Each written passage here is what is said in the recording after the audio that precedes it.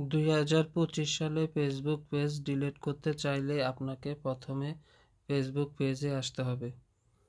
আপনার এখানে ফেসবুক পেজে আসতে হবে।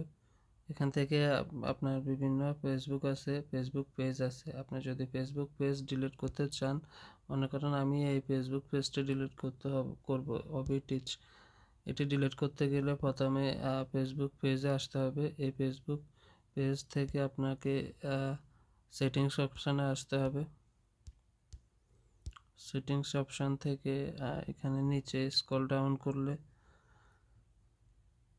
আপনি অ্যাক্সেস অ্যান্ড কন্ট্রোল দেখাচ্ছে। অ্যাক্সেস অ্যান্ড কন্ট্রোল এখানে আসতে হবে। এখানে আসার পরে আপনার ডিঅ্যাক্টিভ পেজ আর ডিলিট পেজ আছে দুইটা। আপনি ডিঅ্যাক্টিভ করলে ডিঅ্যাক্টিভ করতে পারবেন, সীমিত সময়ের জন্য আপনার পেজটি বন্ধ থাকবে, আবার আপনি চালু করতে পারবেন। কিন্তু ডিলিট পেজ করলে একেবারে আপনার পেজটি ডিলিট হয়ে যাবে। এই জন্য আপনার ডিলিট পেজে ক্লিক করে কন্টিনিউতে ক্লিক করতে হবে। কন্টিনিউতে ক্লিক করলে এখানে বিভিন্ন অপশন আসছে। আপনার পেজটি আপনি কেন ডিলিট করতে চান ওইটা সিলেক্ট করতে বলছে। ওইটা সিলেক্ট না করলেও হবে, তাই আপনি সরাসরি কন্টিনিউ অপশানে ক্লিক করবেন।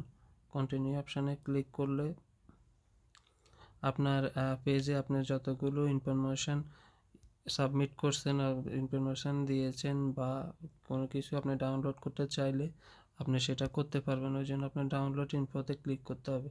তো আপনি ডাউনলোড না করলে আপনি কন্টিনিউ অপশানে ক্লিক করবেন। এর জন্য আপনাকে আপনার ফেসবুক পেজের পাসওয়ার্ড দিতে হবে। ফেসবুক পেজের পাসওয়ার্ড বলতে আপনার ফেসবুক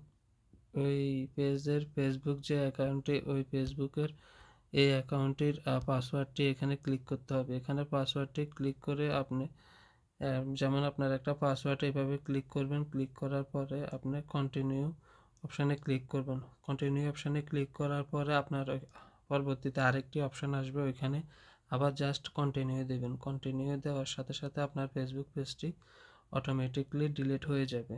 এটি আর আসবে না, এটি ডিলিট হয়ে যাবে। এভাবে আপনি নতুন নিয়মে ফেসবুক পেজ ডিলিট করতে পারবেন। ধন্যবাদ সবাইকে।